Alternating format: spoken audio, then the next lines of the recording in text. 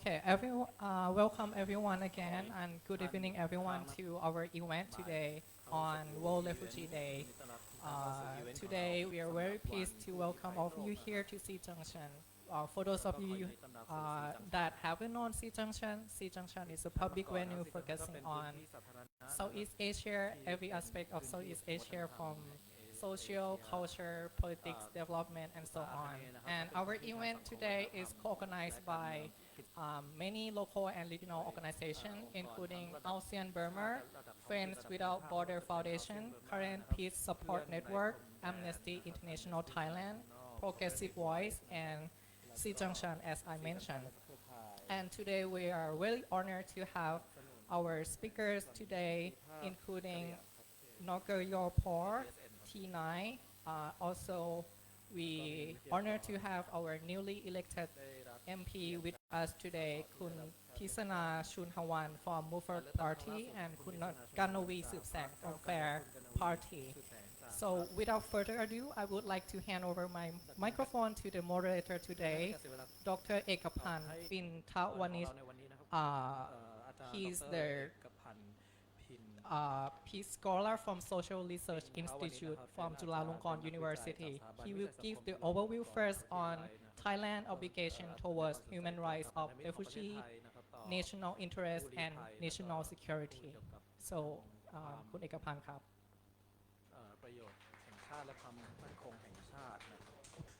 Thank you very much and good evening and welcome to this event. Actually, I was informed to be a little bit more formal, so then we start with something very formal now. Okay? I'm very pleased to be here and just to meet the colleagues and a lot of fellows who have been working for the refugees in the past decades. Some of our colleagues have known each other for more than 30 years or more or less.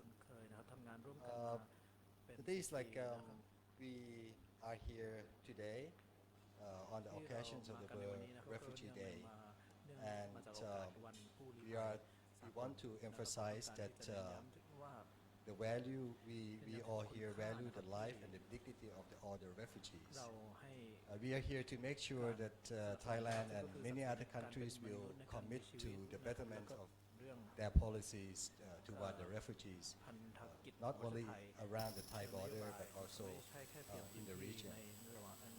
This year in Thailand we celebrate the dignity of people who flee from violence, conflict and persecution together with people all around the globe under the concept of hope away from home. If you are acquainted with UNHCR slogan, so you can say you know that this year we talk about hope away from home, a world where refugees are always included. That means that we want to state to incorporate the refugees in our communities. It is the way to ensure that the refugees will continue their lives in a good living conditions in the place where they reside or resettle. And we hope that all the refugees will have the opportunities to make the preparation for themselves to return to their countries of origins if the situations allow them to. Refugees have been labeled as a burden to the host country, especially in Thailand, for a long time. This myth needs to be changed because this is the time for a change. This is the time to change people's perception that refugees can contribute to the countries that host them.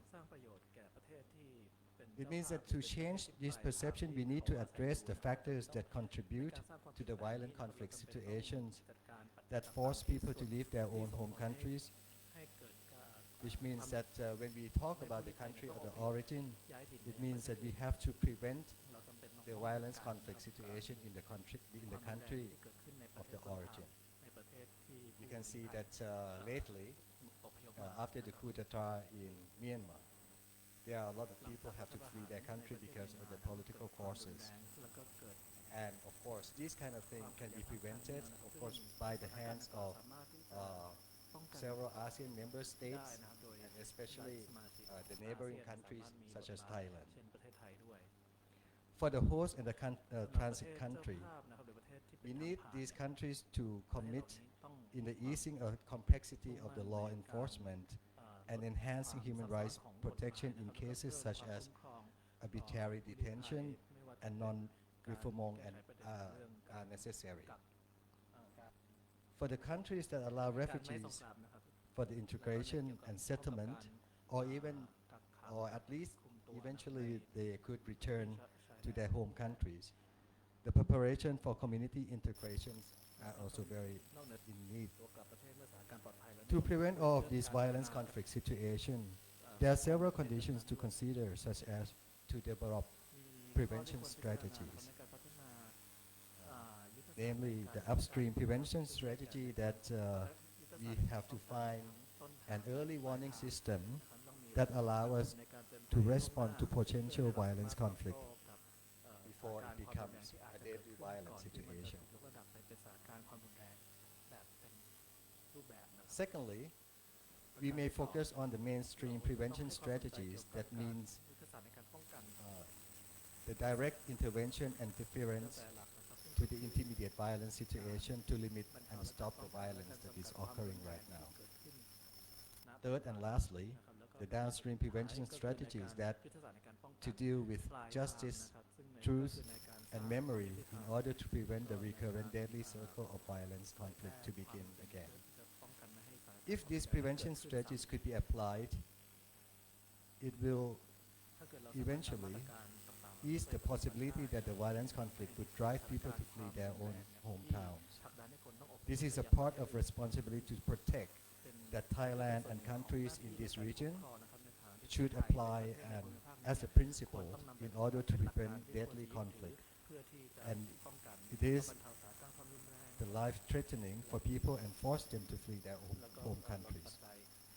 Thailand also holds these responsibilities according to their international commitment, laws and regulations, and the treaties that we have been ratified.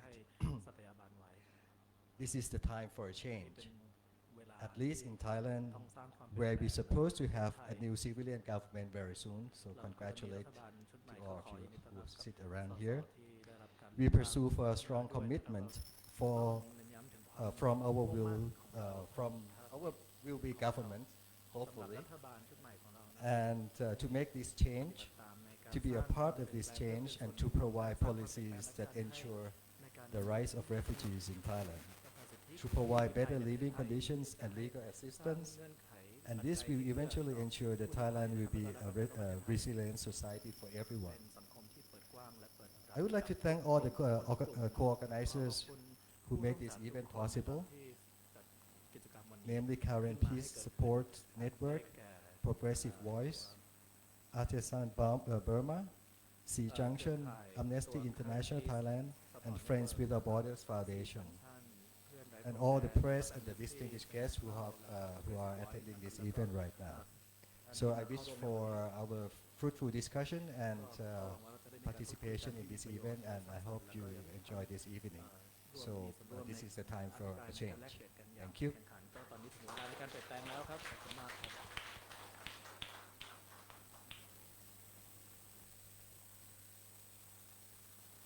Okay. So I think next is screening, right?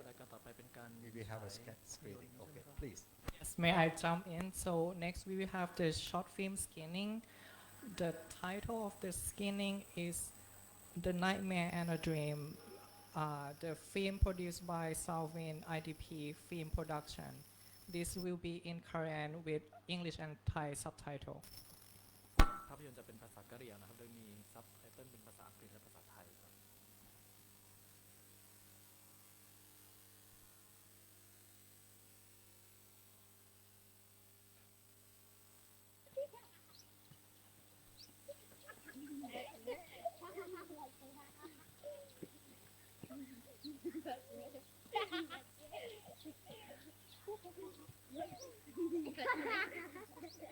Thank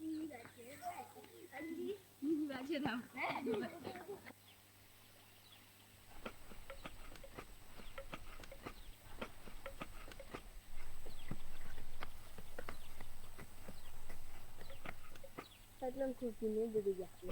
Cuisine là-bas. C'est là non.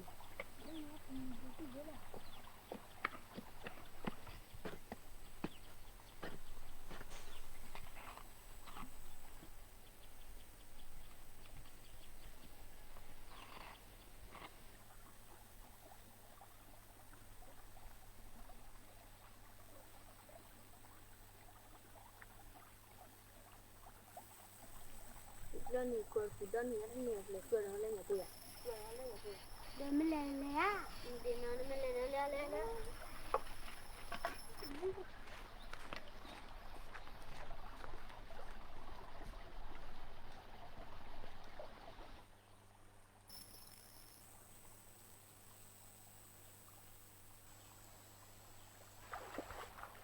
Ê, mày đi học không vậy? Nha.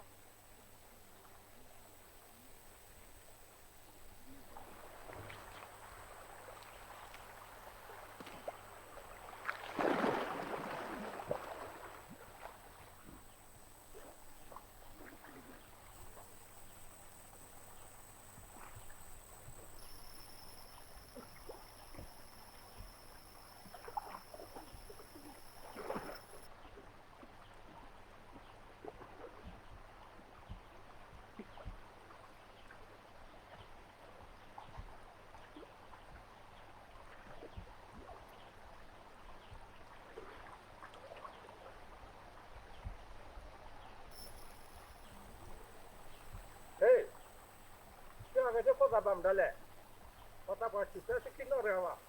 Tasar kau tahu targi apa? Kesi tu. Kira mai mana tu targi?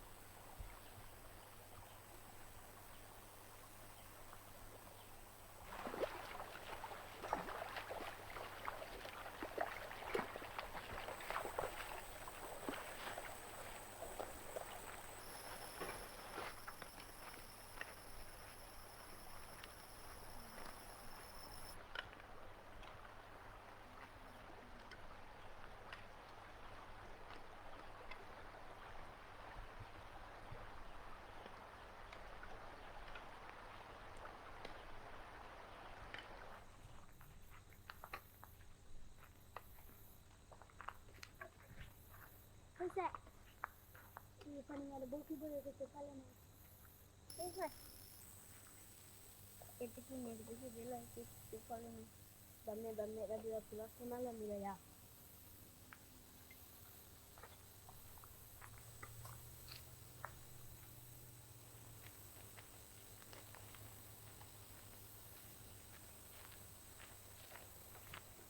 Sila.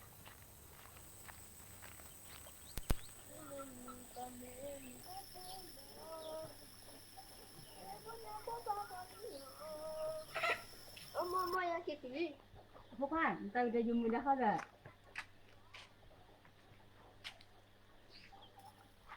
Saya mau nyawa arti. Saya dah nak habis dah ni apa dah kini lah boleh. Dekat dulu korap. Lepas ni ambil begitu dah. Alfa tilu ko mari men hakin take di bayar. Kamera nak ke pot na tu dah nyapo ni dah di tu kan.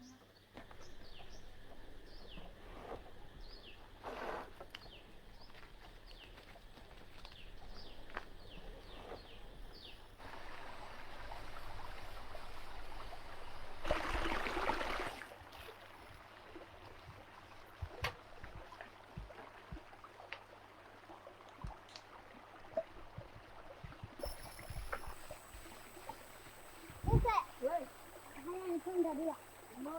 Được lèo có thịt chưa? Thịt từ bên thanh này xem được cái gì này. Nghe đâu. Ở dưới hang cần này mới khoa đi ơi chứ chị lấy tờ lấy để bằng này nào.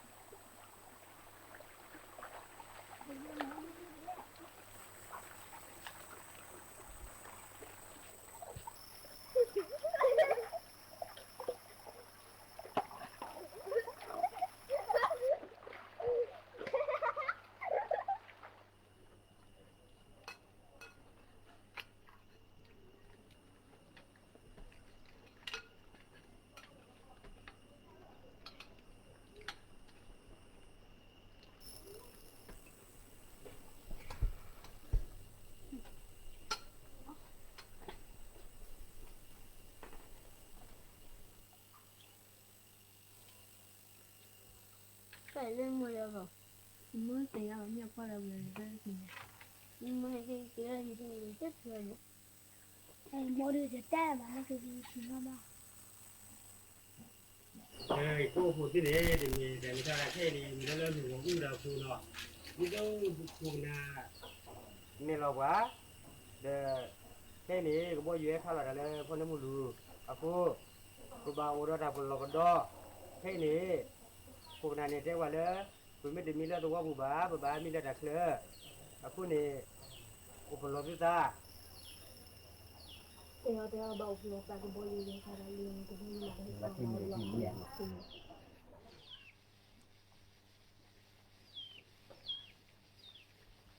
muốn cái hay à cái hai mươi gì là nó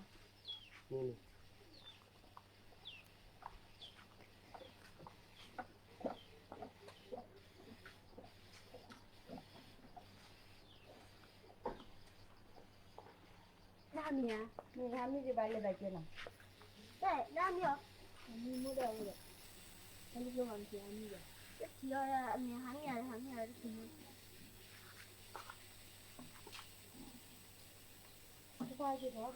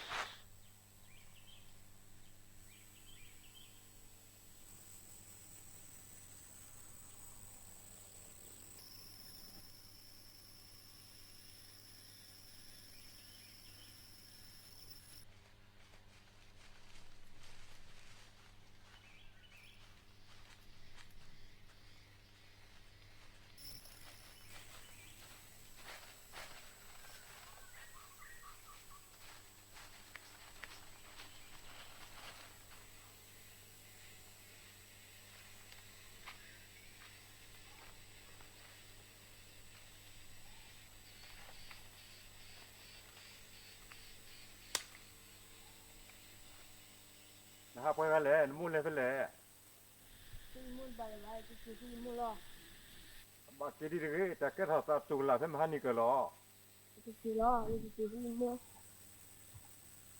ให้ช่วยเลย เ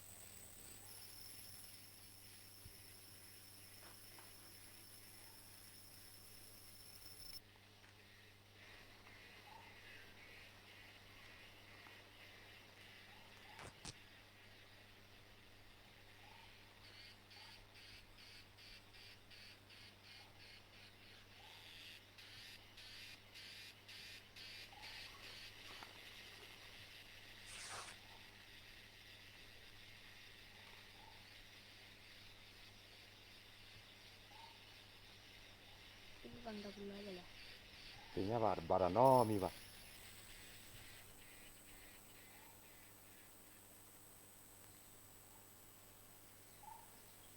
เกนตะกิลิหิยามกิระเก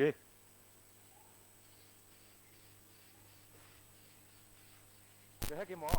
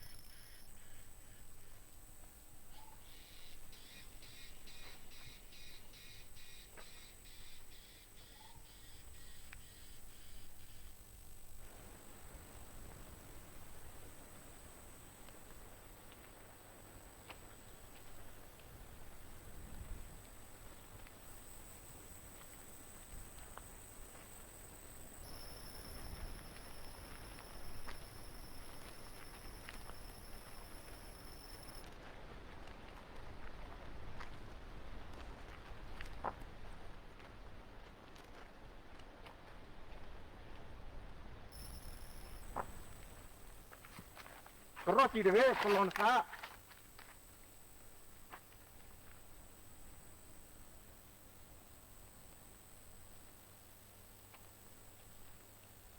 Amor.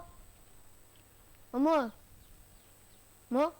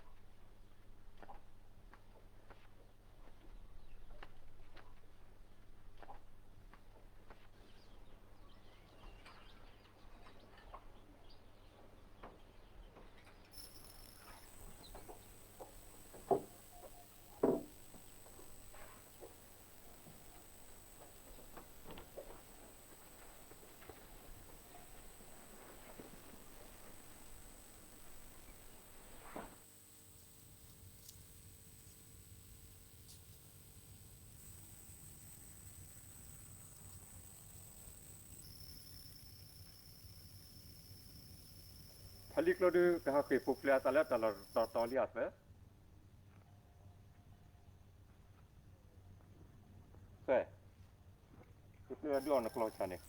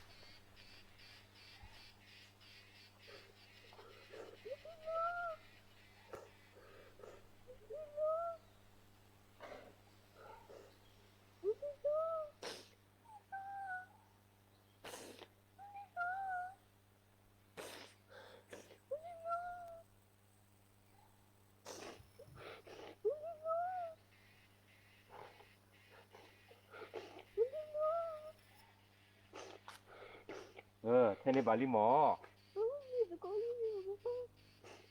me yitnya ko do basa pu fe yite ba pa ba le khu in mo di 那个把那个光送了。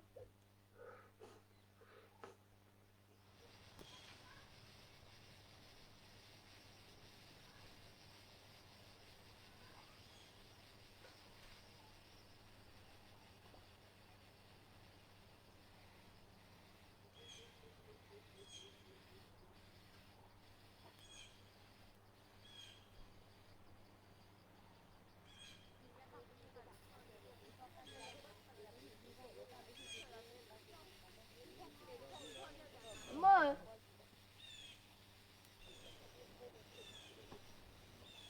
不快乐，他妈早上你不要摸吧，过吧，我这里我不知道是吧他们了，人家都了解他我家。这个了，也是了。过着去他都把过吧过啦，摸的。这个过到你那里去，你那个人家，不是。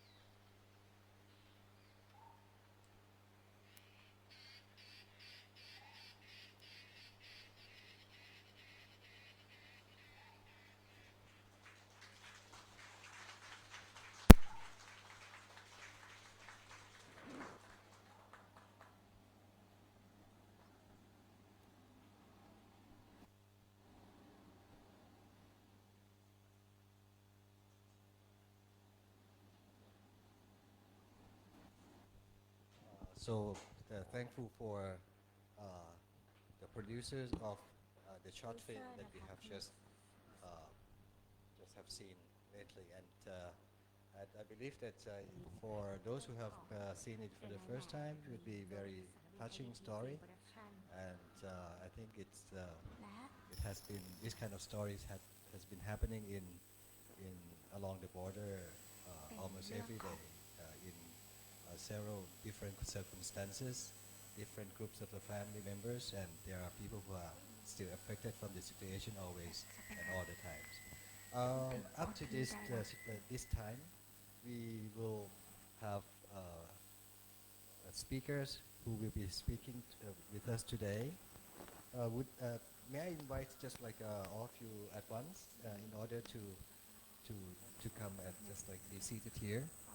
First of all, I would like to invite Kun Nogayopor, the Secretary General of the Karen Women's Organization, as the first. She's going to be the very first person to speak today.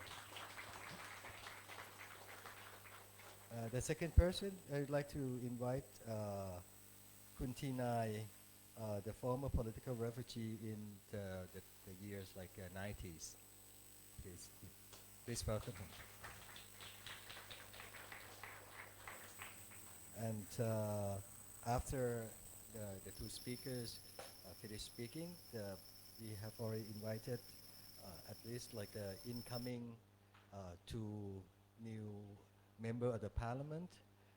The one is Kun Tisana Choonhavan, the newcomer for Move Forward Party, and Kun Kannavee Suebsang from the Fair Party.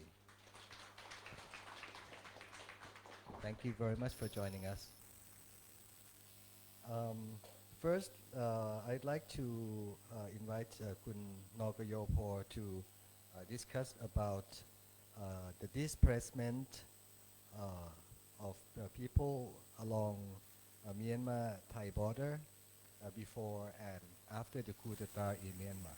So please do have 15 minutes. Thank you. Thank you. Good evening, everyone. Actually, I'm very honored to here today to talk to you as a current refugee from Burma. After watching this film, I felt very emotional because it really reminded me of my experience of running away and escaping the bombing and the air attack when I was a child as well. For me, my family was forced to leave our homeland in the late 1970s.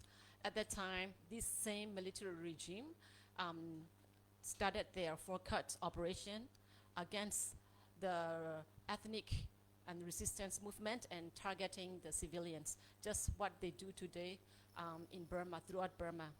And my family, we fled to the Thai border, and then I was born on the Thai side, while my family struggling and facing a lot of challenges, moving back and forth between Thailand and Burma, seeking the safety in Thailand. And then when I was 11 years old, we all became refugees because at that time it was not possible for us to go back anymore. The situation is similar to what you saw in this documentary.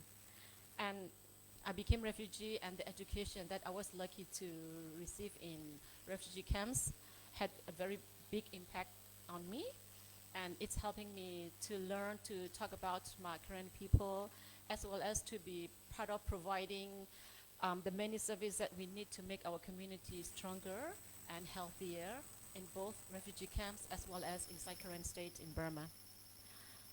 I am also, as a General Secretary of the Korean Women's Organization, represents 75,000 of Korean women who work tirelessly to improve our community.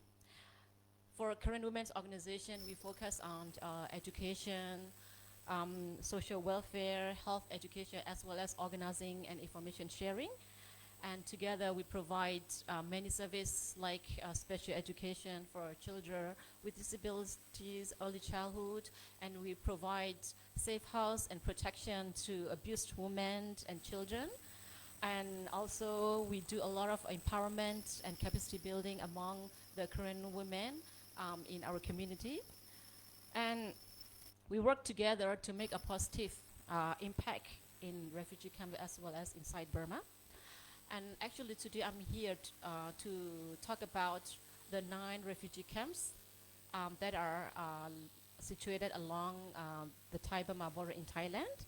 These camps actually have been here for almost 40 years and are home to over 90,000 refugees.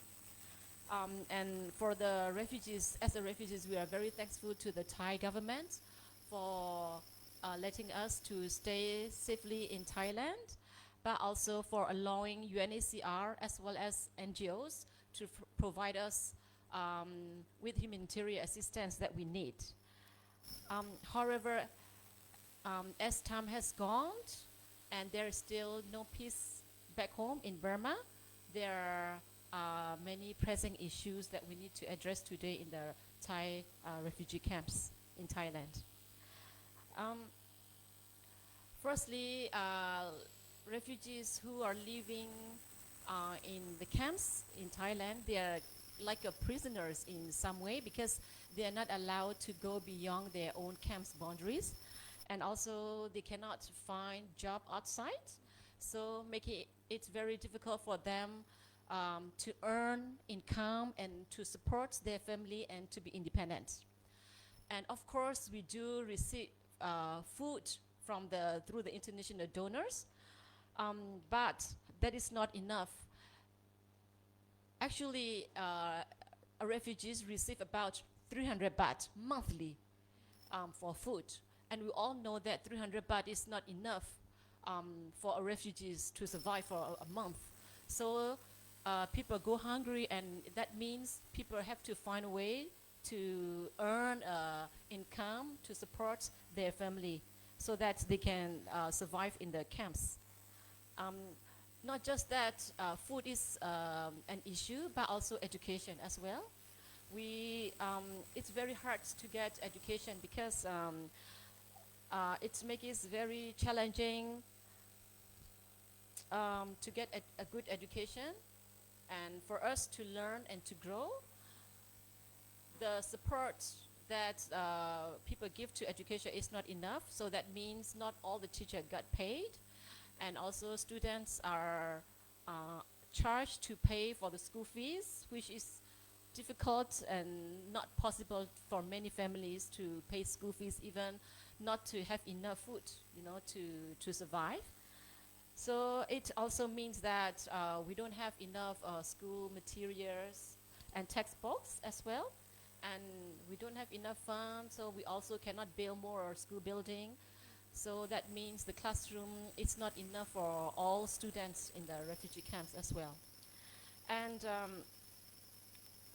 then another issue that we talk about, the refugees that recently fled Thailand because of the military attempt coup d'etat in 2021.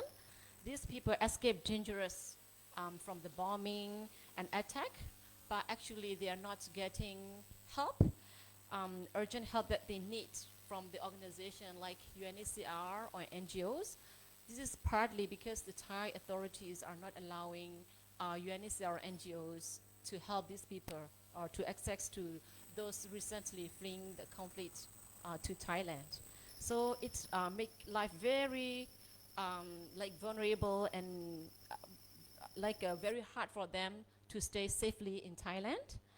And on the other hand, it is also not safe for them to remain in Burma. As you can see in this documentary, actually people wanted to cross, if you can see in this documentary, because these people have been constantly on the run. And the first time when they were attacked, they fled to Thai side, but they were not welcomed by the Thai authorities and were pushed back. That is why they relucted to cross the border again, and they remain inside Burma. So it's very sad for these people. And among these people, they are, of course, most vulnerable people, like newborn babies, the sick people, people with disabilities, pregnant women, elderly. These are the people that also fled together, but they deserve care, but right now they are not getting this help, And it's more sad that these people are even pushed back to go back to a dangerous place where they're trying to escape. And also the unwelcome, because they are not welcome in Thailand, and some of them, they are even forced to go back to a dangerous place. And it's like a nightmare for them, and also for all of us who are working on human rights and the refugees issue. For me, myself, I have gone through this experience in my life. So I understand what they have been going through, and it is unacceptable, and no one should have experienced this kind of horror, to be pushed back to a situation where their life is under threat and they could not stay safely. So given many challenges faced by refugees in Thailand, I have few recommendations to the Thai government. Firstly, the Thai government, as you mentioned in your opening remarks, should review its refugees policy, make it human rights approach, and respect the dignity of the refugees. And secondly, as I mentioned, refugees do not receive enough food aid, so they should be allowed to work outside of the camps, and also allowing the children to have access to the Thai education system. This will help them to not just to support their family and be independent, but also to contribute to the Thai economy as well as in the Thai society. And I think it's benefits for both refugees as well as the Thai communities. And this can be interim solution until durable solutions are found, as suggested by the United Nations, such as the resettlement program or integration. So I think it is very important that Thai government look at human refugees from the human rights perspective and not to see them as a burden. Yeah. And additionally, it's also very important that the Thai should provide temporary support to upholding the right and dignity of those fleeing the recent conflict, like allowing UNHCR, NGOs to access to these people, so this agency can support those who are fleeing, and this really can make a differences in the lives of people who are facing unimaginable hardship and persecution. And so we think that Thailand has the opportunity to give these people hope and the stability. So for me, I would like to conclude to thank you everyone for your attention. And I think this is also, as you mentioned, now it's a time for the Thai government to make a change for the refugees. And because we all deserve to live freely and in dignity. And I sincerely hope that by working together and advocating for the refugees' rights, we can create a better future for everyone. And let us unite in our commitment to ensure that every individual, regardless of their background, we can enjoy our fundamental rights in our lives. Thank you. So, thank you very much, Kun Nokayopo. I think like your story is very very touching, and also it builds up a lot of my curiosity. I jotted down several questions that I wanted to ask by myself, but we would like to finish all the panelists first, and then we will continue with the Q&A. So next, I would like to invite Kun Tinai to discuss over the issue of the asylum seekers after the coup d'etat in Myanmar. Thank you for having me here, and thank you, Kumpim, for having me here. And my name is Naing. I'm a former refugee. I escaped Burma back in 1988. I'm nobody, but I'm a free man now, having resided in the United States. I'm a U.S. citizen now. But anyway, let me do a fast rewind. So back in Thailand, I was as a refugee. I used to work for Kumpim, and so when it comes to Bangkok, I have a lot of friends, and I used to work for Kumpim as a research facilitator. They were doing some research with Mahidol University. I have a lot of Thai friends who I enjoy friendship with, and they were very supportive. And also, I'm a free man thanks to Thailand, the Thai people, the UNHCR, and the United States. Here is the problem. So when we were here in Thailand, back then, they closed Manila camp, and we don't know why. And there were third countries that were taking us for resettlement, and we were not allowed to go, and we don't know why.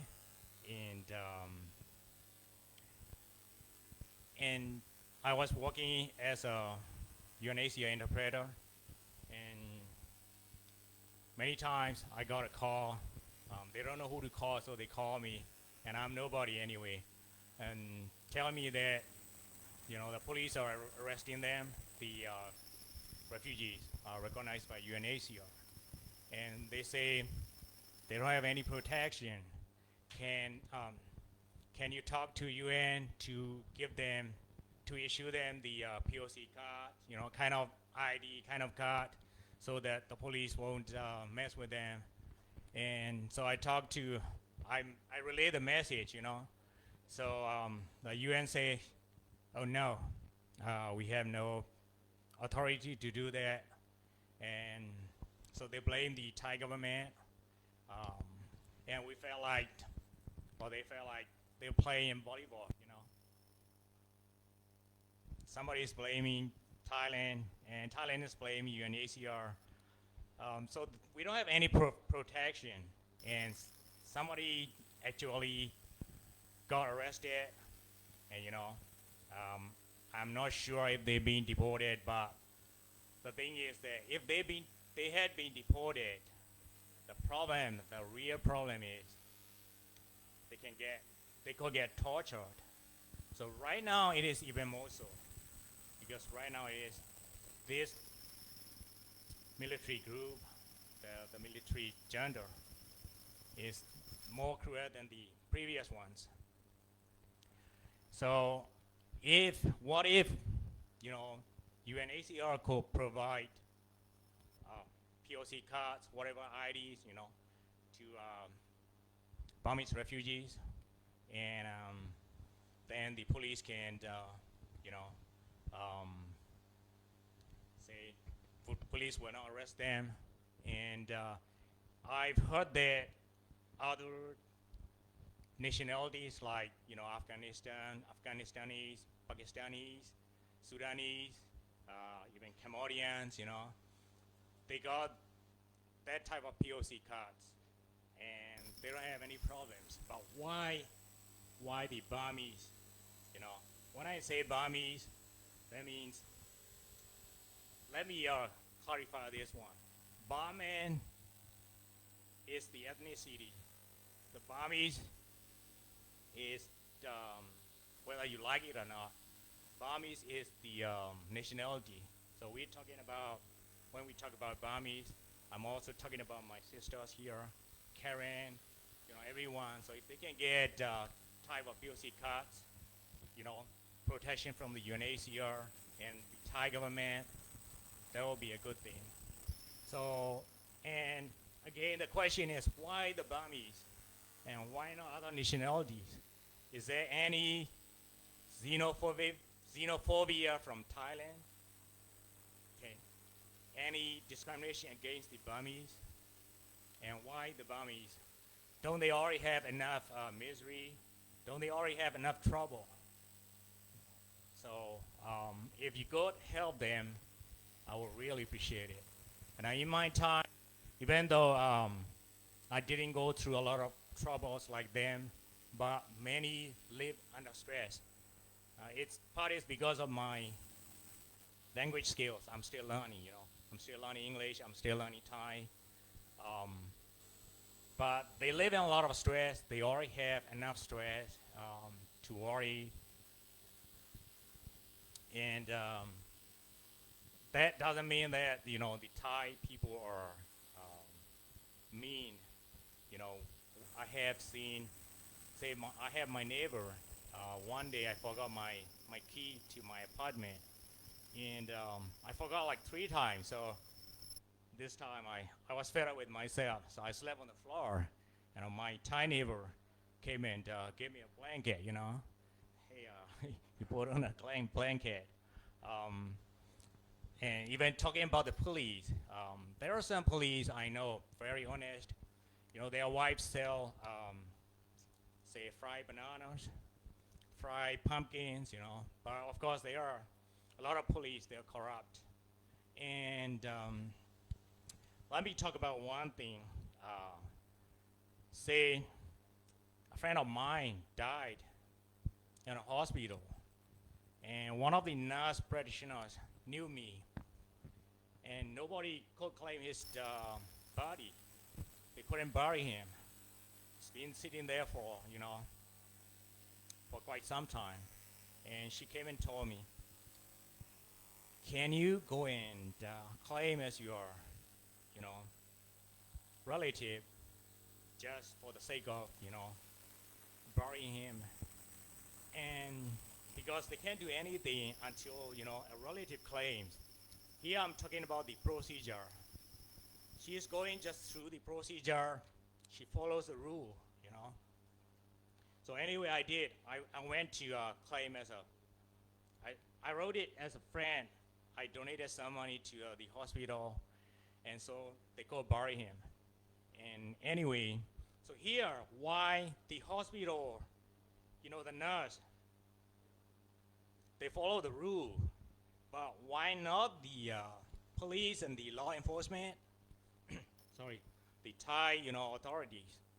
They cannot do anything about Burmese POC, political, asylees or urban refugees, what the UNHCR call us. Why can't you do something about them? Why can't you protect them? Anyway, they are here, and it will be a win-win situation for Thailand and for the POC.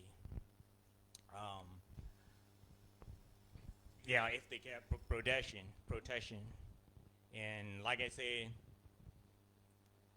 the hospital can do something about it, follow the rule. But what about the police? What about the Thai other authorities? Law enforcement. But when I talk to anybody here or even the UNHCR, they will give me an excuse, saying that, Thailand is not a signatory to the 1951 Geneva Convention or the 1967 Protocol. So, of course, 1951 Convention is for Europeans. So 1967 Protocol is for everyone, any refugees from anywhere in the world. So even Cambodia is the signatory to the those conventions and protocols. And why not Thailand? Because Thailand is the only country in Southeast Asia which is democratic. And Cambodia, you look at Cambodia, they do have dictatorship, and they still do. But they are a signatory to those conventions, refugee conventions. And why not Thailand? Thailand can lead in this part of the world. I think that's all I want to say.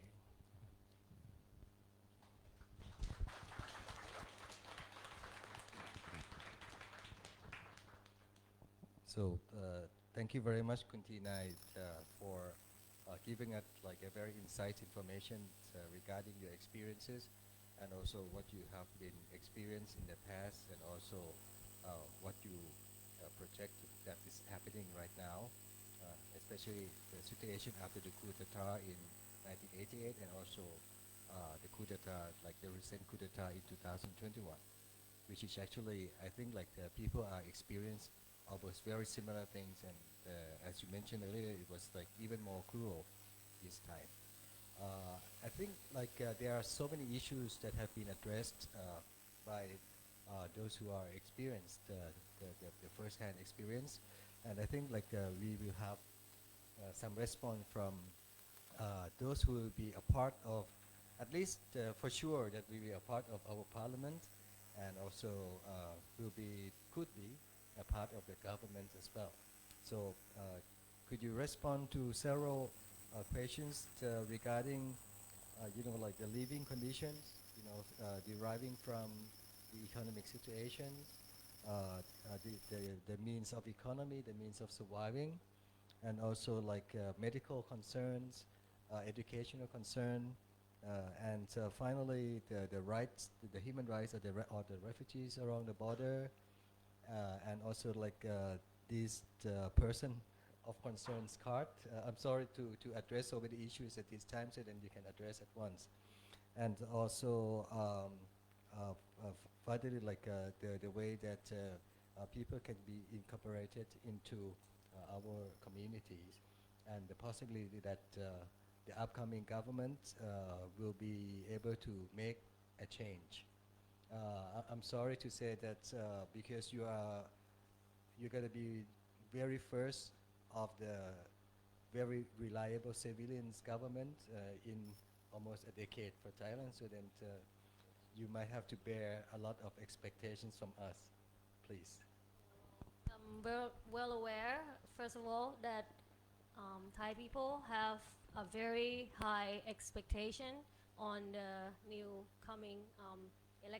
newly elected government, which am a part of in this district of Thailand. First of all, I'd like to introduce myself to you guys. I'm Tisana Choonhavan, and I'm a MP of Pathumwan, Sathorn, and Ratchathewi district, which is the district that we are here right now.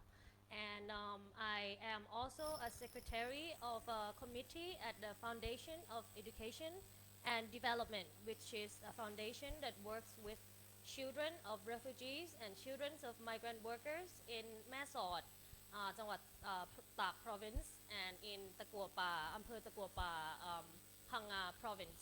So we have approximately 600 more students ever since the coup d'etat happened in Myanmar. And now we have shortage of spaces for the children.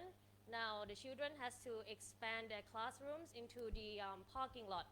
And why so? It's because we don't have any support from any other intergovernmental organization, whether it's ASEAN, whether it's the Thai government itself, and we only gain support or sponsorship from abroad, which is from Japan and from different foundations, which during the economic crisis of COVID-19, they also have a shortage of budget to support us, which we now facing a crucial kind of foundation or a small NGO or organization. We always have one problem, which is financial problems.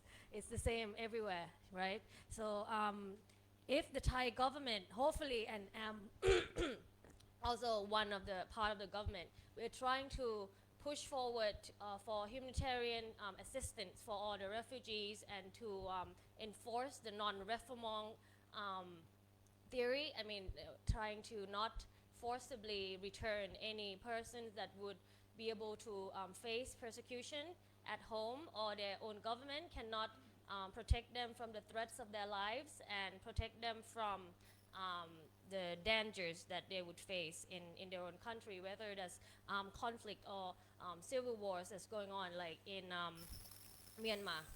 As supposed, there were approximately 98,000 refugees in Thailand in 9 camps in the UNHCR, and around 4,000 in urban area as well.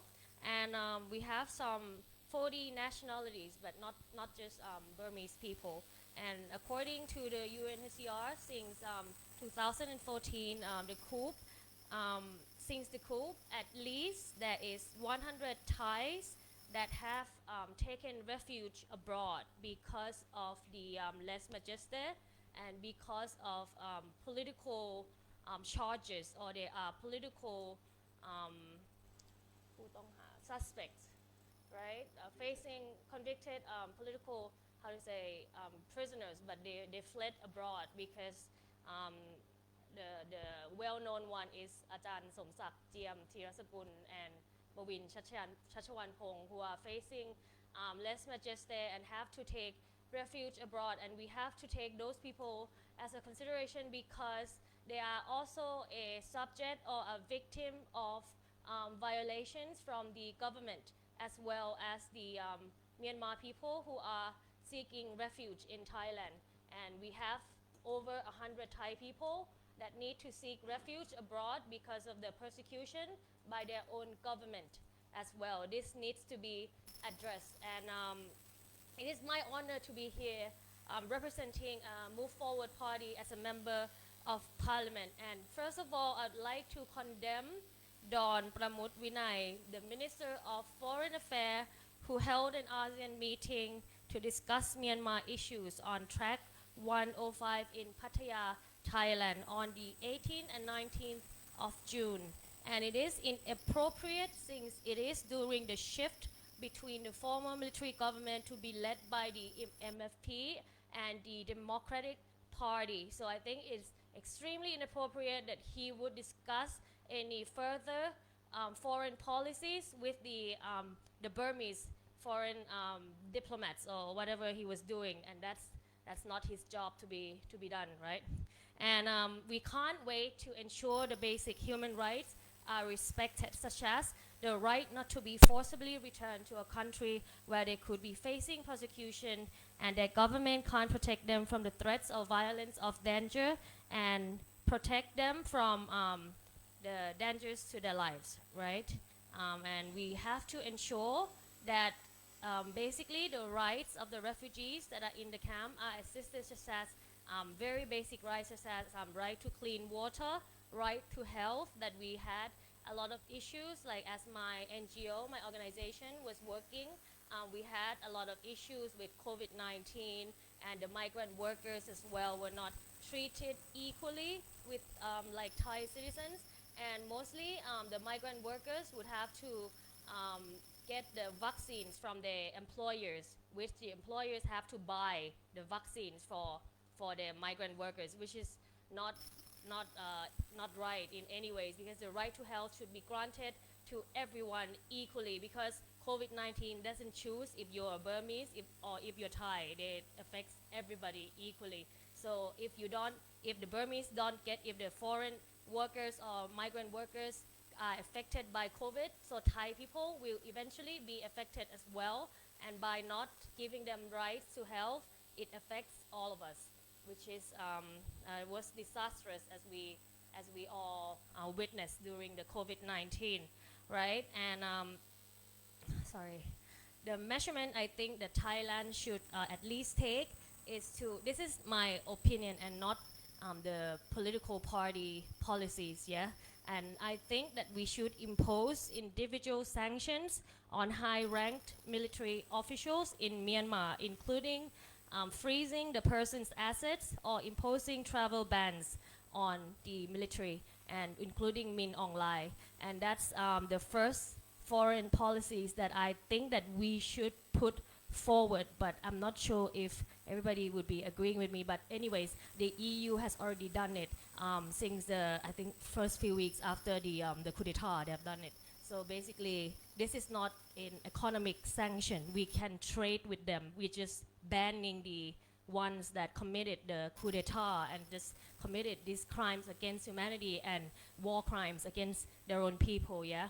And the procedures, what needs to firstly change is not just the structural or the law, changes of law in a national law, but it needs to be to the base of, how to say, in the field work of the groundwork of the people, like every state officials has to be aware of the vulnerable situation of the refugees, such as the proof of well-founded fear for the refugees claimants must establish both that they have a subjective fear of persecution, right, and the non-refoulement violations needs to be addressed at a level that the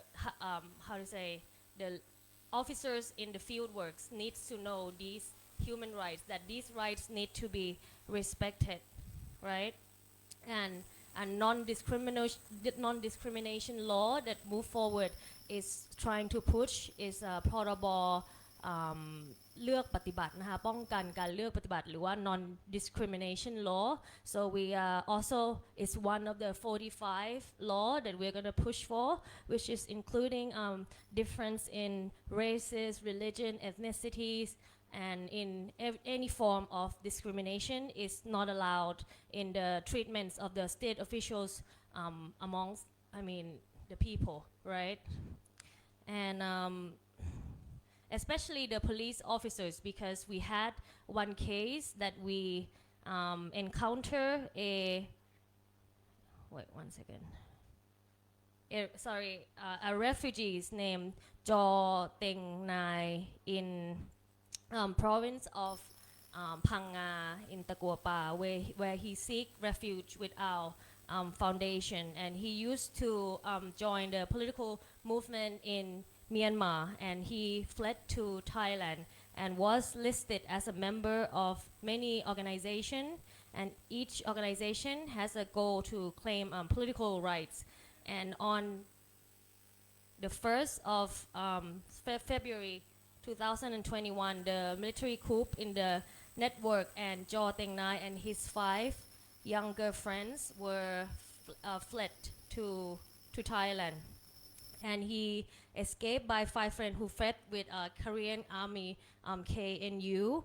And while he was reaching Akra-Buri province, he actually stayed in a temple, and Jaw Teng Nai asked the abbot to Jalk Awad to stay in a temple in Thailand, and he was sleeping in different temples while he was traveling, and hopefully he would seek remedies or humanitarian assistance. But during the time he was fleeing the army, the Burmese army, and the police actually caught him because the abbot of the temple actually called the police and said that we have an illegal migrant here, would you arrest him?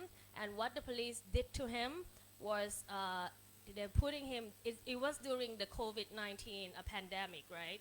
And he was put in a cell, in a jail cell, in a normal cell, you know? Wow, it's a huge mistreatment, and that's degradation to his human dignity, because he was a refugee who was trying to seek asylum, trying to seek help, but instead they're putting him in a jail cell because they claim that he might have COVID, you know. And you know how they treat the Europeans, the rich people from the rich countries in Thailand for isolation for COVID-19. They stay in a 5-star hotel in Phuket, you know.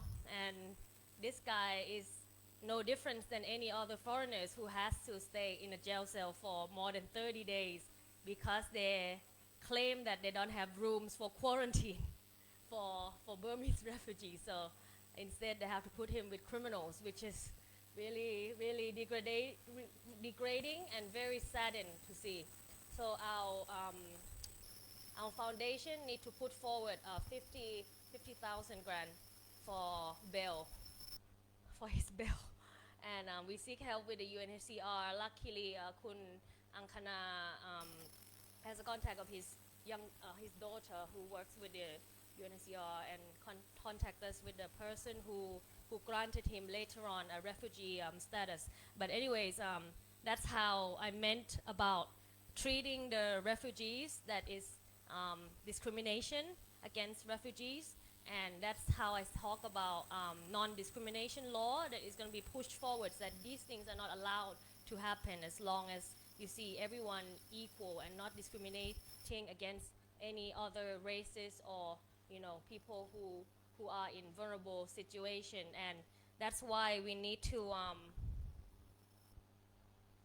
make sure that their basic human rights are being addressed, and ultimately a victim approach methods for the officers for when they encounter refugees that are, you know, considered as a vulnerable groups to even human trafficking, and in in a very vulnerable situation. They have to treat the refugees without discrimination, and second is with the victim approach methods and not criminal approach method, that they assumably that, oh, you're migrant workers, you don't speak Thai, you're probably criminal, you probably, you know, smuggle yourself in or whatever. You know, you should treat them with mercy. You know, this is very simple. You should just ask if he needed any help, if he was fleeing something, you know, because what the officers did ultimately was just to arrest him, and assumably that he was it's not, he was illegal, right? And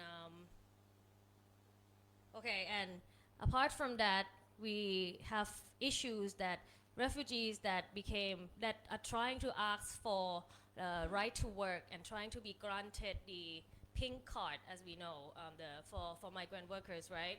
I found the news when I went to a meeting in Phang Nga that the officers are trying to get bribes from the agents. You know, like if you want a pink card, you need to go to an agent, pay him, and then you'll get your pink card. And you can't just go directly to the office because the person at the desk said that it's not possible for you to come without an agent. And that's not the law. That's not what the law says, you know. The law says that anyone who migrant workers and want to be documented can go, and with sufficient documents, you can be granted the pink card, right? And this will change because we will digitize, like Move Forward Party will digitize every single procedures of the government, which means there would be no one who has the authority to approve or disapprove any documents from now on. That's gonna just be the computer. If you have submitted sufficient documents, it would just be automatically approved, and without the authorization of a person, because with the authorization of the person, that person always takes the benefits of it. Do you get it, or not really? Okay, I'm almost finished. And I actually encourage Thailand. I'm not sure if my party is going to do it, but I encourage Thailand to ratify the Convention relating to the status of refugees in 1951 and Protocol relating to the status of refugees in 1967.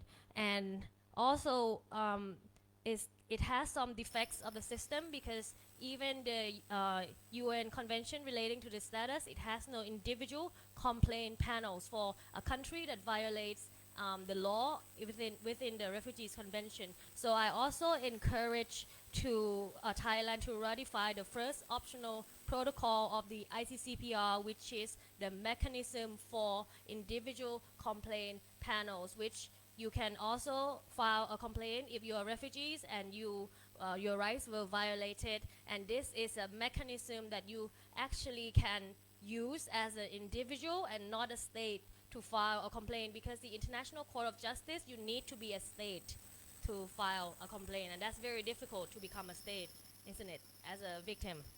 And also, CAT has, under Article 22, also has its mechanism of complaints. And Convention on Migrant Workers also has, Article 77 also has that. And the shortcoming of ASEAN as an organization itself, it doesn't have a court of human rights. So basically, the ECHR has European Court of Human Rights. The African Union has African Court of Human Rights. And ASEAN has no individual complaint panels, which means we also have laws that is ASEAN Charter, and it's a dead letter because it's not being implemented, it's not being enforced. And in order to enforce it, we need law enforcer and we need tribunal. And we have the law itself, but no tribunal, and no law enforcer. So basically, we need the ASEAN and the members to have transparency, honesty, and accountability. Thank you very much.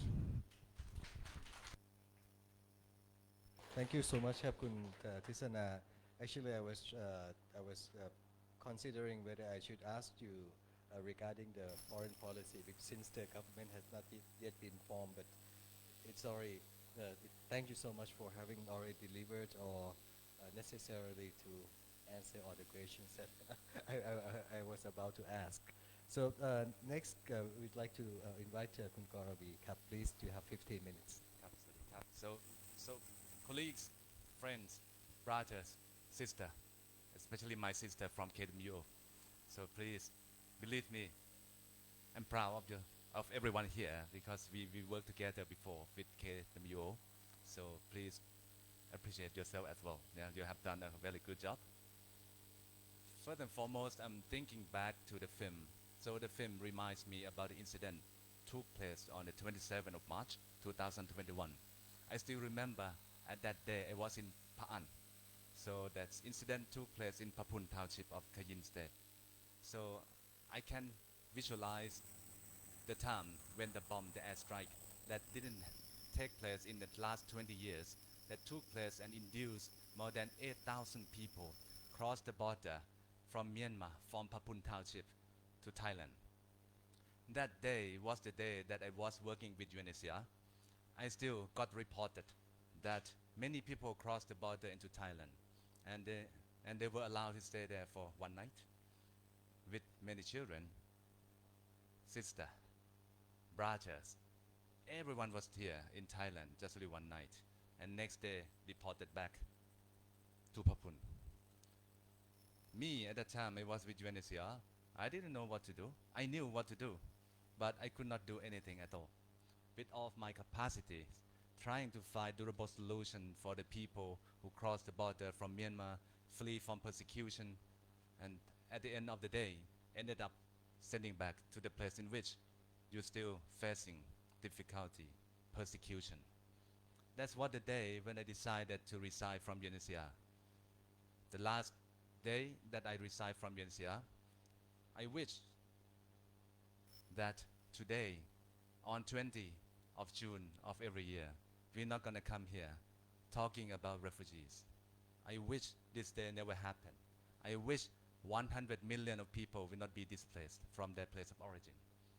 I wish that we all not going to celebrate, but here we are recognizing the strength, the courage of the refugees.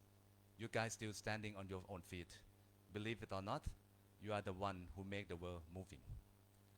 We have to understand about the basic understanding about international protection. The one who need to provide international protection is the host countries of the refugees. It's not UNHCR. UNHCR is the one who provide access to international protection. So that's why here in Thailand, when we're talking about refugees in the temporary shelters, 9 temporary shelters along the border, 9 camps, we have seen that people stay there for 43 years. And Thailand, I never complain. I will never ever complain about the previous government of Thailand that never provided any international protection to refugees here because they didn't plan to do so. They believe that refugees who cross the border, they didn't even call them as refugees. They call them displaced people who stay here temporarily, waiting to return to their own countries. So this is what UNHCR Thai government working on. UNHCR come here with the invitation of the government. So that they're trying to work together, but they could not identify the durable solution. Can you imagine how many people have been resettled since the first day when the refugee arrived in the 9 temporary shelters? 100,000 of someone been resettled in third country. But still, resettlement rate globally is just only 1%, right? We cannot increase this resettlement rate. How can we do? If the Thai government cannot imagine what's gonna happen, how are we gonna deal with the situation of refugees, that will become the big trouble.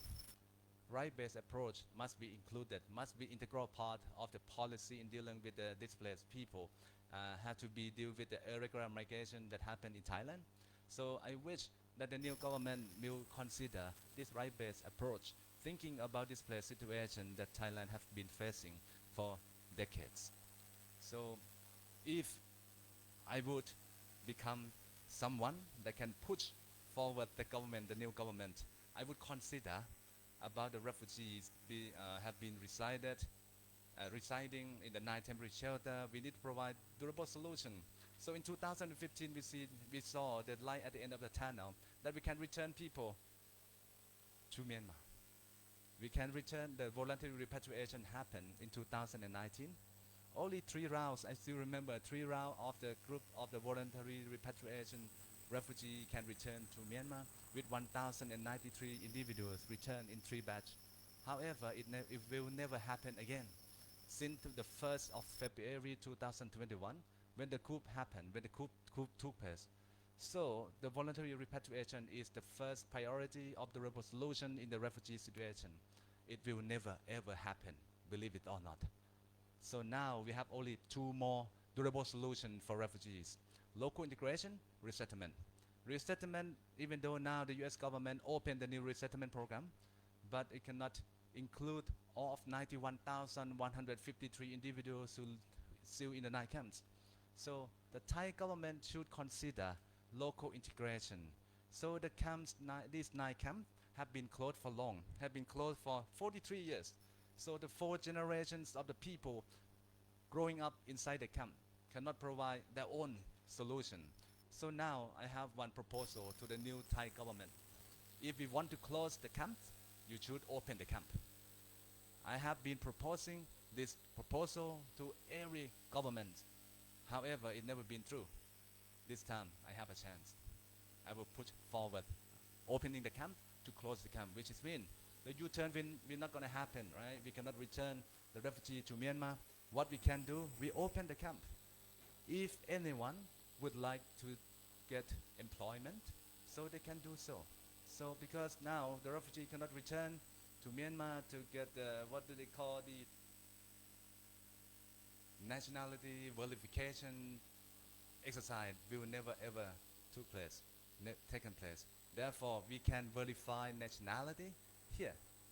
And the Thai government is a little bit in an awkward position. As you can see that we say these are the displaced people living, staying in Thailand. They come from Myanmar, but we cannot verify that they are Myanmar citizens. So it's just only a little bit conflicting in their own mind, I mean the Thai government. We know that the 91,153 people came from Myanmar. They are Myanmarese, I mean in terms of nationality.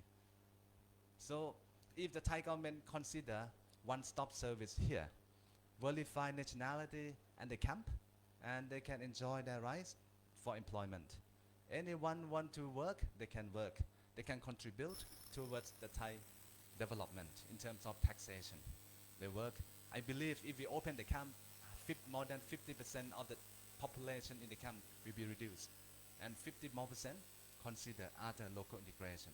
So this one we call the open the camp in order to close the camp.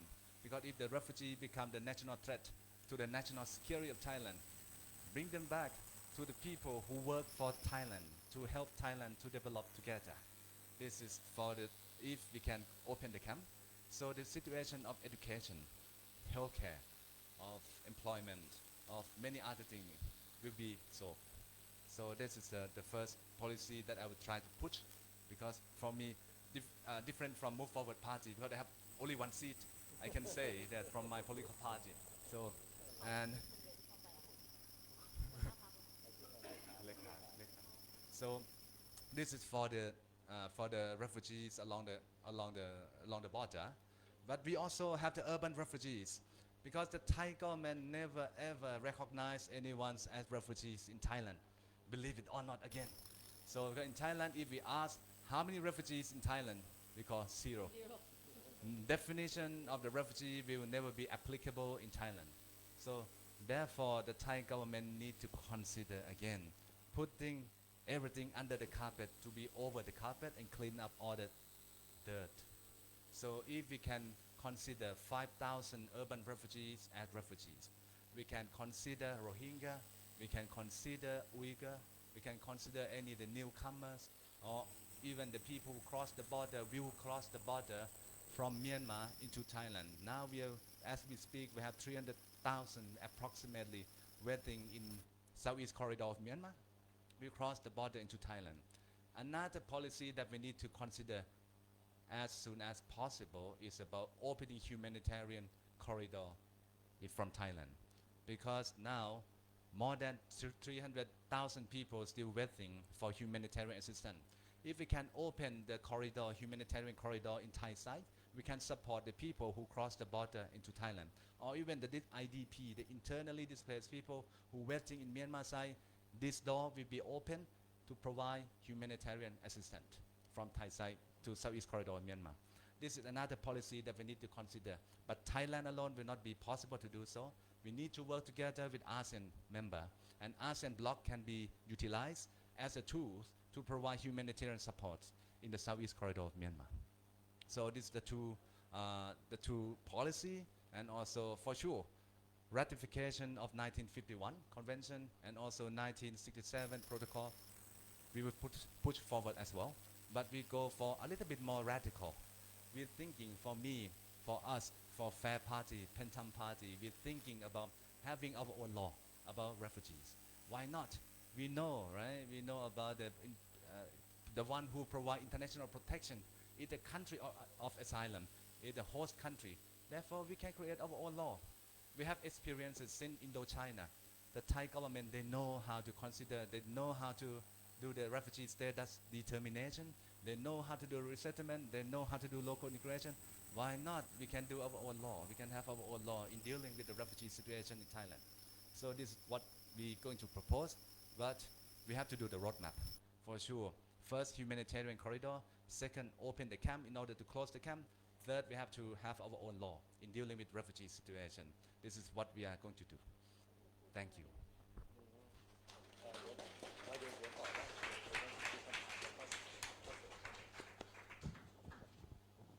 Thank you so much, Kap. I think like I'm not going to spend much time of the audience. I think like a lot of the audience here are very keen on asking questions and giving opinions. Please feel free to do so. We have around 15 minutes to 20 minutes for the Q&A. And all the speaker will have another round to respond to the questions and the comments. Please. As aforementioned that Thailand is not signatory to convention relating of state to status of refugee. So it's lack of legal frameworks is only have a policy framework. I would like to know your perspective of possibility about integrate potential refugee into labor market, assess employment, and also protect them to exploitation outside detention center. If you feel comfortable, you could introduce yourself, and also please let us know who are your question addressed to.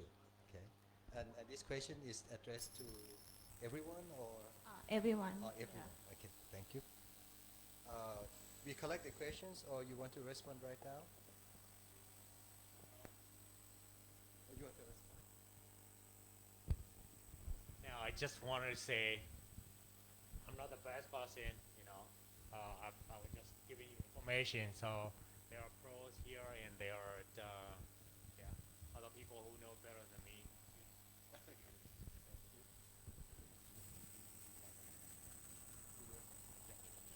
So for the local integration is one of the three durable solutions in refugee situation. Certainly, indeed, if we could, we would like to propose about local integration for the refugees who first the urban refugee caseload. If we can locally integrate them into our society, that would be really helpful, because for sure, for the voluntary repatriation is one of the best of the durable solutions in the refugee situation. But mostly, refugees will not be able to return to their country of origin right away. So, and resettlement, as I mentioned earlier, that the quota is really limited. Only 1% of the total number of the displaced people around the globe. Therefore, resettlement will not be possible that much in terms of dealing with the refugee situation in the country.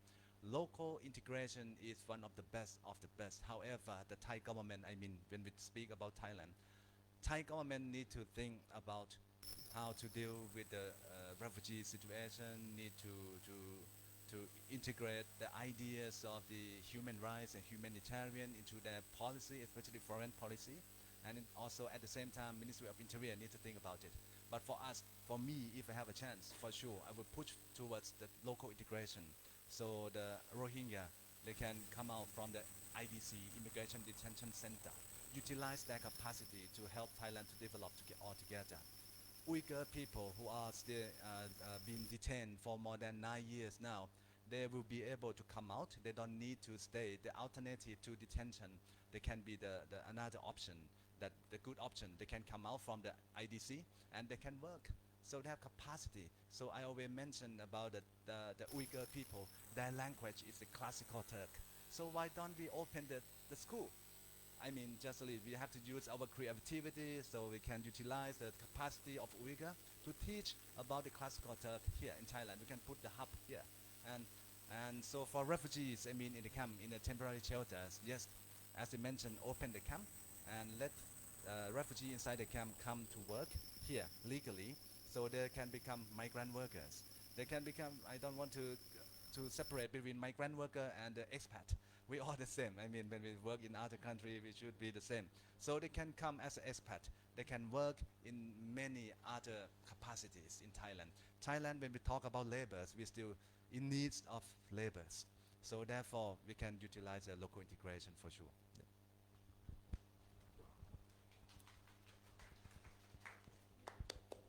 Okay, so not really relating to your question, but I forgot to say that there is a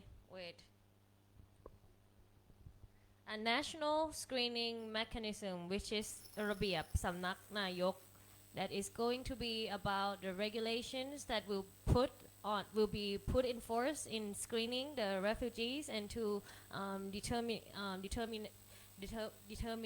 who is a refugees or who is not. And by reading the national screening mechanisms itself, it violates the non-refoulement หลักการของการไม่ส่งกลับใช่ไหมคะ or not to forcibly return, and we cannot treat the refugees in the lens of threats to national security, but with human rights and dignity. And also we were talking about the law that he said that it should be encoded in a municipal or in domestic law in Thailand, as well as a ratification of a Refugees Convention 1951 convention. We have the principle of non-refoulement in the prevention and suppression of torture and enforced disappearance that has officially came into force on the 2nd of February 2023, which is the new law that includes a provision that codifying the principle of non-refoulement, that which prohibits the forced return of a person to a country where they may face torture or other forms of ill treatment, which was a push forward by the Move Forward Party, and we integrate the draft from the people, which has been ร่างของภาคประชาสังคมนะคะร่างของภาคประชาชน where there are people that the draft of a CSO. Okay, the draft of the CSO, we also integrated that into a new law, and it has been enforced. So basically we have the law against non-refoulement, but NSM is trying to push forward a law that is against ขัดกับกฎ non-refoulement or is against the non-refoulement principle, and we will as a government we would not codify that law, but right now it has been I understood that it has been announced and going to be pushed forward, right? Yeah. I think for me, if there is a will, there is a will. I think it's a political will that is important. There is already existing Thai law, for example, for the children, right? So all the children have access to education. Why not the refugees' children? The same, in Thailand, you have millions of migrant workers that are working here legally, and why not the refugees? Why we are different, you know? You're thinking about over 90,000 people. How many people can work? It's not all 90,000 can work. You know, only the adults, right, that can work. And if you compare it to millions of migrant workers in Thailand, that is nothing. So it's the political wills of the government. So if they see us as a human being and treat us with dignity and respect, you know, everyone, right, we think there is possible, even using the existing law and the practice that are already in Thailand. Thank you. Thank you. I think this is the first round of the question, and there's somebody is queuing for the questions. I think this time we will collect a couple of questions and we address that at once, please. So thank you for the chance. I will not introduce my name. Please remember me as insignificant nobody from Myanmar who lived 18 months under the coup. So right now I'm doing research on conflict-induced displacement for the Myanmar refugees and asylum seekers, but I have to call them displaced people because they don't have any legal status. Thailand does not call them refugees. They will call them persons fleeing from arrest or fleeing from persecutions. They are not called refugees, and UNHCR cannot help them. So we are not even persons of concern to UNHCR, and they cannot seek asylum here to get any kind of status. So they are just displaced people without any kind of status at all. So referring back to the durable solutions that you discussed, we see here even if Thailand allows UNHCR to help these people again, would it be really beneficial? We are seeing the prolonged, protracted refugee situation under the camps, which resettlement is not a solution at all. So maybe NSM is the solution. I hope the integration happens. And I would say that we are seeing two people here who is earlier generation escaping from violence, like continued violence. We have 7 decades of violence. We were never a country of peace. We have 88 generation. Now you're seeing 21 generations. So do you think that we are vulnerable people? No, we are not. We are strong, we are resilient, we are actors of change if the policies don't marginalize us. If you let us integrate into this, you would get a lot of benefits by having us, allowing us to work either as like low skilled or like high skilled labor. I am a graduate student researcher and a Chula, and I'm also working with legal aid organizations. There are a lot of people who can do a lot more than me. So please consider that. This is also a question and also an advocacy. And I understand that Thailand is still focusing on traditional national security. Of course, any country has to focus on that. But maybe could you change the focus from human security lens to help build the humanitarian corridor more effectively and to allow these organizations or international help, international assistance to come in and actually effectively and efficiently help Myanmar population as well as other refugees and asylum seekers population in Thailand. We understand the energy reliance on Myanmar is still there, but you might need to consider about the blood money contribution thing. I would not like to name that, but PTT and the situations in energy sector in Myanmar is also a huge concern for crimes against humanity thing happening in the country. So maybe please consider that in the new government term as well. And yeah, this is all I would like to say. So thank you very much for the question. พี่เอกก่อนครับแล้วพี่ได้เหมือนกันฮะตกลงกันเอง2 คน You can settle down. Just very short. Thank you very much, Kun Tisana and Kun Kannavee, for giving me a big picture of what we can expect after we have the new government. Right now, as we are speaking, there are over 3,000 refugees cross the border and stay in Masariang district in Mae Hong Son. And in this area, the people are received by the local villagers and sub-district administration organizations. And at this time, fortunately, the Thai military did not forbid people to provide assistance to these refugees, so that's good. However, the local people also need support from the outside very much because they do not have resources. So what I would like to know, just like if right at this minute you have the right to make any decision, what would you do? What will be the decision for this case? I just want to see the picture. All right. May I collect another couple of questions before you respond at once? There's the lady right here and then you, please. ฮัลโหลค่ะ Please. Okay. Putani Kankan, I am the FORD director.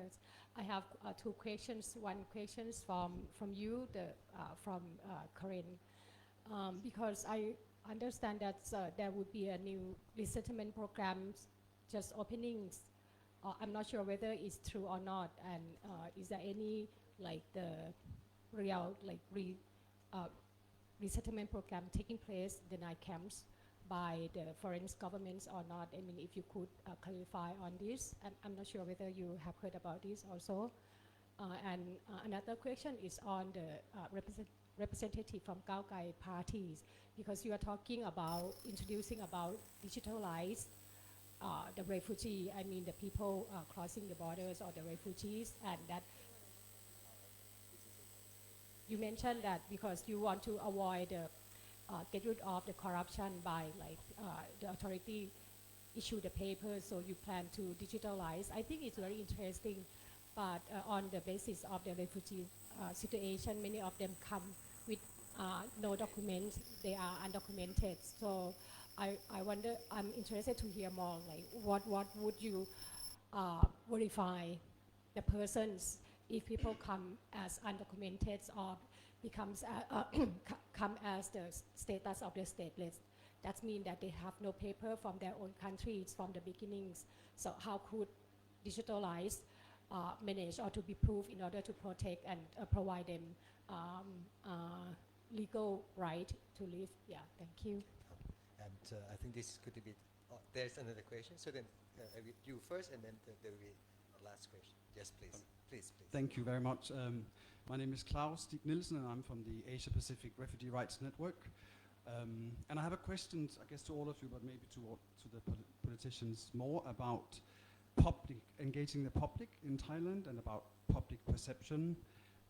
Because I think you talked about local integration and so forth, and it's great to have the laws and policies in place when that happens. But do you have plans to do like a public campaign on the fact that refugees have rights in Thailand, and you talked about non-discrimination and so forth? Because I think it's important, I mean, both in Mae Sot and other places and in urban areas to mobilize the public to understand that people are here and they belong here and so forth. So I just wanted to hear if you have any thoughts about that as part of your work. Thank you. So actually, okay, could it be the last question now, please?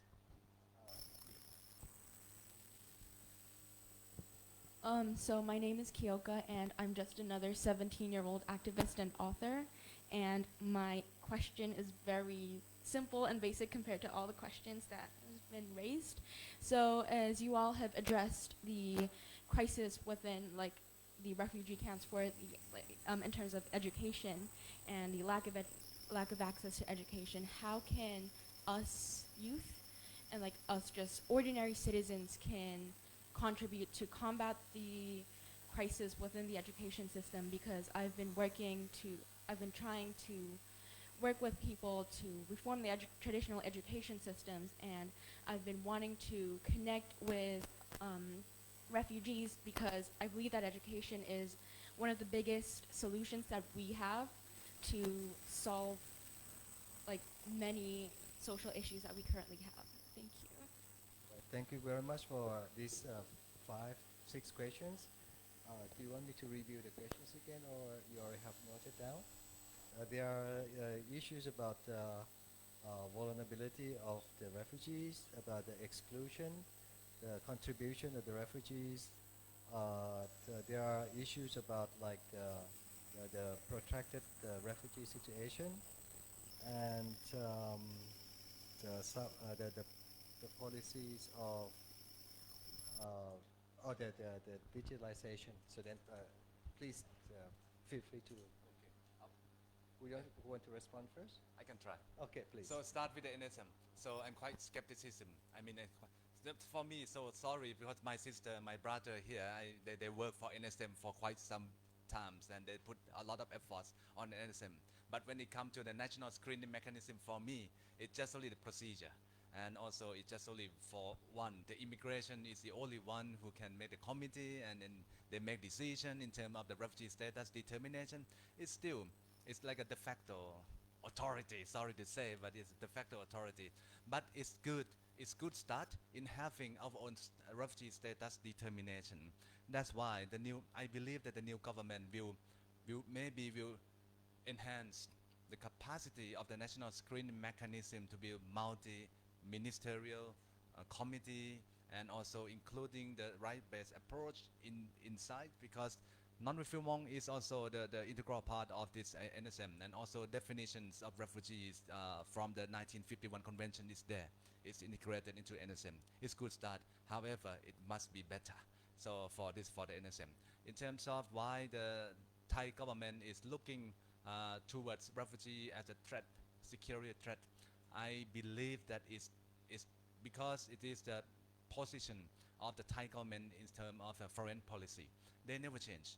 They will never change since the Cold War. I have witnessed and I have observed that since the Cold War, the Thai government still standing on the bilateral agreement. They stick themselves to bilateral agreement in terms of conservative and looking onwards the security issue as a matter of fact. So that's why for the foreign policy of Thai government, for the new Thai government must be changed. They need to move forward to multilateral agreement, and they have to use a soft approach which are humanitarian and human rights situation. As such, the Thai government can move towards the leadership in the international community, and the situation of refugee can be addressed efficiently. So that's how to move forward. In terms of PPM, so in terms of the new arrivals, the newcomers, so I mentioned already that if we can open the corridor, humanitarian corridor, if I have a chance, if I have a right to make decision, along the border between Thailand and Myanmar, as we know that since 2021, 1st of February, situation, the violation of human rights quite serious. So people already there for 300,000 people, they can cross at any single time. Therefore, we need to open humanitarian corridor. We need to provide some shelters that can provide humanitarian assistance. We can designate the areas in which people can come and be accommodated and provided humanitarian assistance. And as I mentioned earlier, the Thailand alone cannot provide this kind of the huge, gigantic humanitarian assistance. Therefore, we need to work together with the ASEAN community. So that's why I'm trying to open the humanitarian corridor. Going back to Kun Klaus, so I forgot your question. Public perception about refugees. So for public perception, so I still now, whenever I talk about refugee situation in Thailand, many people ask me always that, hey, if you love refugee, bring refugee back home, taking care of them. So this is the perception of in the country, in Thailand now, because we still have this kind of perception, us and them. So when we're using the nationality, citizenship as the barrier between human beings, that become the problem. So, and how to change the perception, how to convert the negative perception from the Thai community toward the refugee. We need to provide the public awareness. We need to talk about the situation of the migrant workers. We can locally integrate them and to help Thailand to develop altogether. Bringing them back to integrate them to work and provide some taxation, thing like that. It can, like us and them, the perception will be, I believe it will be collapsed, but not now. But we need, it take time, take quite some time, but we have to do it. So for the community engagement, for the youth, how to engage, I will leave the question to my sister and brother. I think for me there are three questions that I can respond to. The first one related to the resettlement. Actually, yes, the refugees are informed that UNHCR and Thai MOI, we do the verification in the refugee camps. And at that time, refugees who come forward, like during the verification process, refugees can put forward their names and like state that if they wanted to resettle. And they only mention about United States and not the other countries, and there is no further information about how long it will take and what are the process yet. So it's at the initial stage. And I know that right now, the verification has already done in Badoyang camp, in the southern camp, and also maybe this week moving to Tam Hin camp and might coming up to like Tak and Mangsa province. Yeah, so these are, but the refugees received the information and they aware that the U.S. will reopen like resettlement, like mass resettlement to the U.S. But we don't know like how many and who is eligible to go, because like a lot of refugees, like UNHCR and MO haven't done the joint verification for some time. So, refugees need to go through the verification process, and also, of course, there are new arrivals people in the camps. I think these people they might not be eligible to go. So yeah, these are the information, and I think for the public, the second question related to public opinion, public engagement. I think for the refugee camps, the surrounding communities are aware of the refugees, and actually people already, like, even though you don't talk about integration, there's a little bit of integration is going on. There is intermarriages, there is a trading that going on, those kind of thing has been going on, and I think both the Thai villagers and the refugees see the benefits of it, but it needs the government policies, and more public awareness, so that I think the Thai public will be aware of the refugee situation and will be more sympathetic, to the refugees. So yeah, there is more needs for information sharing and campaign and work doing to inform the Thai public about the refugees issue. Yeah, and then coming to the education, we have the refugee camps in Thailand. It's actually run by the refugees themselves. Of course, in every camp there is a commander, the Thai commander, but then there is a refugee camps, and the education also run by the refugees themselves, supported by international NGOs.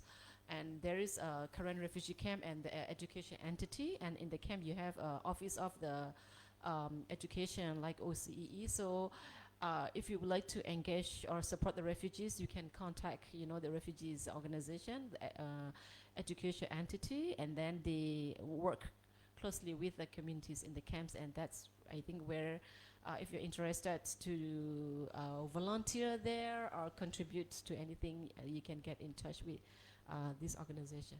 Thank you. All right, that's great. Thank you. Make it very clear. Do you have anything to address? Now? Maybe the digitalization question. So the eligible criteria of the evidence that you have to provide to the government needs to be discussed, because right now I'm not sure what the criteria are, but we are willing to change the system to be digitalized, not just for the refugees, but for business registration, and in every areas that you want to get a permission or certification from the government to be digitized. So basically everything will not have, there's no individual who will have the authority on approving or disapproving any documents, basically. And if from my own experience in working with migrant workers and refugees in the foundation, is mostly they would find their ID card from Myanmar, and we use that as an evidence for to pursue a migrant workers cards. And I think that for the rights of the refugees, right to education and right to work to be respected, I think that's the ultimate goal, and easy access to education, easy access to health and healthcare, and access to work, employment, basically. Okay, so thank you so much for all the questions, interesting comments, and answers.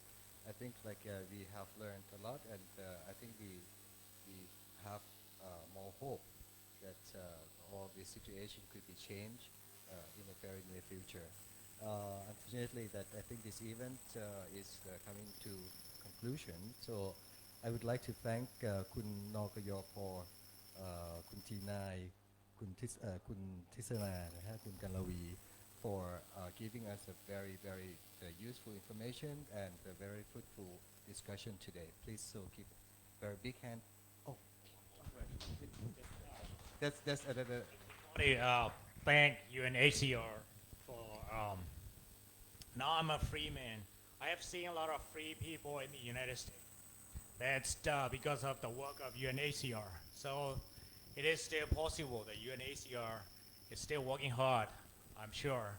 And I hope they will persuade the Thai government, and the Thai government will be the new Thai government. We would like to congratulate Move Forward Party and the Fair Party, and I hope that they can work together for the benefit of the refugees. Thank you. Okay, after Kun Tinai already thanked UNHCR, so we thank Kun Tinai and all the panelists today again, please. Give them the big hands. So, please. Take up. Thank you so much, because before I hand this stage back to the organizer, the final event today will be a reading of an open letter to a will be Prime Minister. So that will be it will be read by Kun Nawasi Tenner from Karen Peace Support Network. So I will hand you this stage, and then after you finish reading, so then we would like to ask you to receive. May you receive the letter after she's reading, and then later on, yes, and then you might have to deliver this to the will be Prime Minister very soon. Okay, so thank you, and this stage is yours. Thank you. Open letter to Mr. Peter Lim Jararat, leader of Move Forward Party and Prime Minister designate. Urgent action require refugee rights and temporary support. Date June 20, 2023. Dear Mr. Peter Lim Jararat, first of all, we would like to extend our heartfelt congratulations to you on Thailand's recent election results. We hope this letter finds you in good health and high spirits. The Korean Peace Support Network is a network of Korean community-based organizations on the Thailand-Myanmar border. We are writing this letter to bring your attention to the present issues as faced by refugees from Myanmar in Thailand. It is our sincere hope that the Thai government, under your leadership, will take actions to address certain urgent challenges, and will work to improve Thailand's refugee policy so that it ensures Thailand's obligations toward the 7 human rights treaties the country is party to, and the international customary law of non-revolvement. Here we would like to highlight a few of the issues and needs for your considerations. Thailand at present hosts 9 recognized refugee camps with a population of around 90,000 refugees from Myanmar. These camps have existed for almost 40 years. We would like to express our heartfelt gratitude to successive Thai governments for granting us refugees on Thai soil. Although Thailand has not signed the 1951 Conventions on the Status of Refugee and its optional protocol. However, currently there are present issues as well as issues that the refugees have been facing for decades. First of all, you may be aware of the fact that these 90,000 refugees have been confined in their camps. Some for almost 40 years. People have no freedom to step outside of the fence without special permissions, which is severely restricted and at times only occur unofficially with no legal recognitions. We are unable to come out to seek well food, jobs, and better opportunities in life.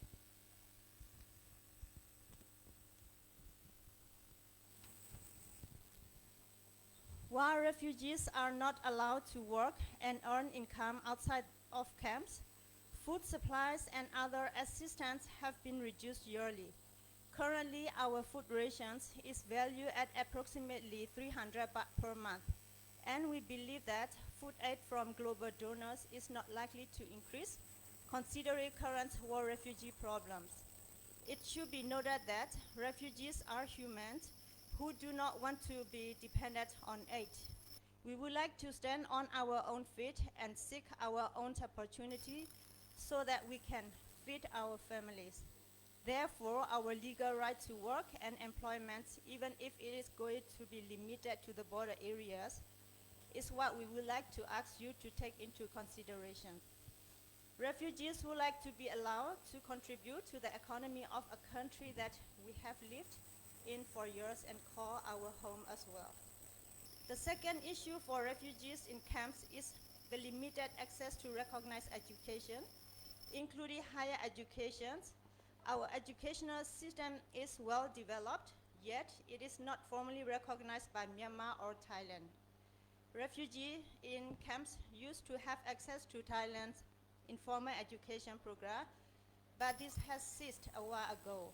We therefore humbly request the new government to resume the informal education program in refugee camps, review and options to integrate the Thai educational curriculum with the refugees curriculum, and allow our children to access Thai educational institutions when they grow older. Refugees' access to quality education will not only contribute to individual development, but also the development of Thailand, Myanmar, the region, and the world. The third issue for your consideration is our durable solutions, which as outlined by the United Nations, included voluntary return, resettlement, and integrations. Since returning to our home has not been possible due to the protracted conflict, and especially attacks after the recent military coup, we would like to request that both other options are open to us, resettlement in a third country and integration in Thailand, especially for people who have been there for decades and children who were born and have grown up in refugee camps. Thailand is the only home they know. Integration with the Thai educational system in camps will foster peaceful social integrations in the border areas.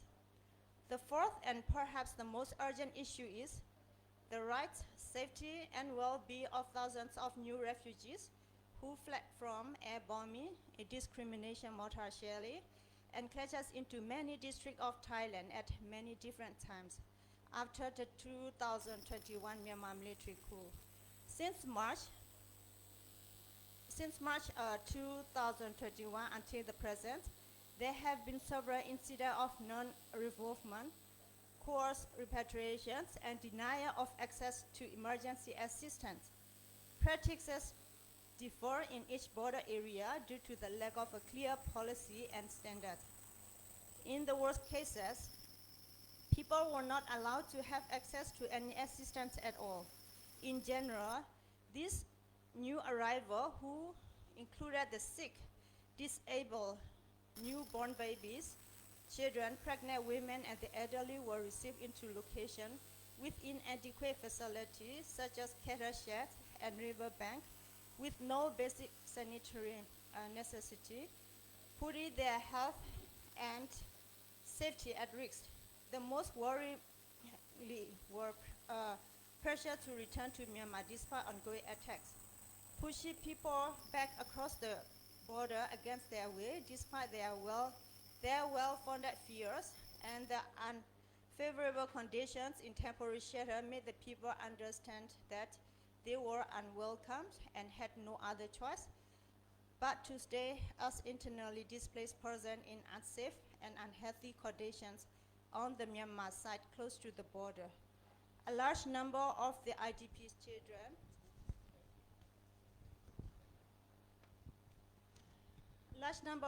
number of IDP children who were denied access to asylum in Thailand fell out of available educational system and immunizations programs. Due to the fact above, we would like to request the new Thai government, under your leadership, to allow those flee conflict to seek and enjoy asylum in Thailand and have access to proper humanitarian assistance. These new arrivals have no intention to stay in Thailand for a long time and will choose to go back once they see it is safe for them to return. The current Peace Support Network would like to express our sincere gratitude for your attention and your commitment to upholding human rights and justice in Thailand. We humbly request your attention and actions to address the critical issues as mentioned in this letter. We are truly hopeful that under your leadership, Thailand will make a significant difference in the lives of those facing unimaginable hardship and persecution. Thank you for your kind considerations. Sincerely, Notam Laso, Chairperson, the Therapist Support Network. Thank you. So, thank you so much. We'd like to invite Kun Tisana to receive the letter, and I hope that you will be delivering this to upcoming Prime Minister.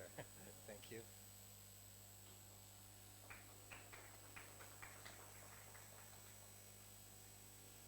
Thank you so much. Thank you for give them the big hand again, please.